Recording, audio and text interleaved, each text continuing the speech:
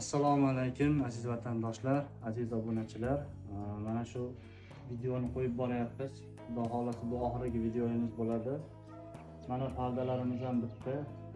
Uyimiz Xudo xolasa 100% ga bitdi.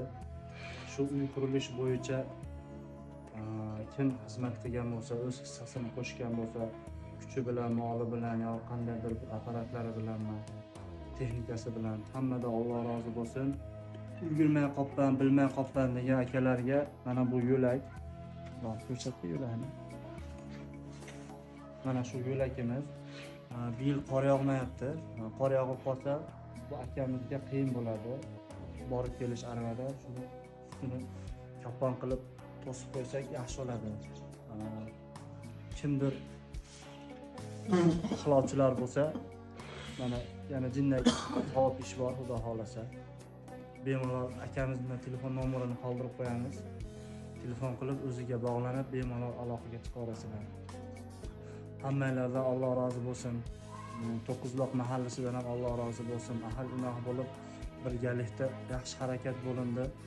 Keyin Abdumannob aka bor, janjallik. Shu akamizdan ham Alloh rozi bo'lsin. Shu uyni boshlanishiga, turtki bo'lishiga shu akamiz ham sabab bo'ldi. Shu akamizdan ham Alloh rozi bo'lsin. Xullas ko'p bu uy uchun harakat qilganlik ko'p. Usta Ma'mirjon bor, Adaham akamni bor ishchilar. Shu ish qizib turgan paytda shu ishlarini tashlab kelgan savob uchun. Shulardan Alloh rozi bo'lsin. Hammaga rahmat. Assalomu alaykum. Mahalladoshlar. Alloh taolo shu yerda qatnashgan, shu yerda qurilishiga sabab bo'lgan barcha birodarlarimizdan Alloh rozi bo'lsin. Bütün Rasulga musofir bolalar, bu to'qizma xalqi, qarindosh urug', Alloh rozi bo'lsin. Bu uyni qilishga shu katta kuch sarflandi. Alloh taolo shu uchun birinchi qo'y. Allohga osoniga rahmat. Alloh rozi bo'lsin. Qalbidagi shar'iy maqsadga yetkazib qo'y.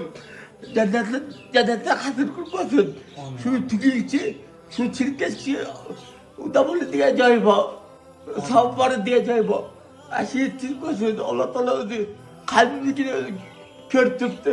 Men tahajjud namoz o'qib, har kun namozimni duo qilyapman. Alloh rozi bo'lsin. Hamda vatmoq arqon buzur.